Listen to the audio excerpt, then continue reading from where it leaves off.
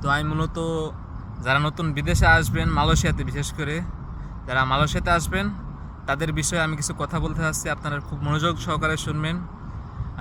আপনারা যারা 2025-এ কি 26-এ আপনারা মালয়েশিয়াতে ঢুকতে চাচ্ছেন বা অনেক চেষ্টা করতেছেন, আপনারা আপনাদের আত্মীয় স্বজন থাকলে গ্রামে যদি কেউ থাকে তাদের পরামর্শ অবশ্যই নেবেন যারা বিদেশে আছে মূলত, এবং ভালো এজেন্সি ধরার চিন্তা ভাবনা করবেন যেন আপনাদের বিদেশে এসে হয়রানি না হতে হয়। কারণ বর্তমানে অনেক পরিমাণ দালাল সিন্ডিকেট বেড়ে গেছে বাংলাদেশে।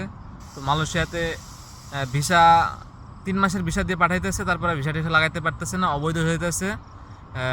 অবৈধ হওয়ার পরে যে ভিসা লাগাবে তেমন কোনো প্রসেস নাই এই জায়গায়, বা বর্তমানে এখন নাই, বন্ধ।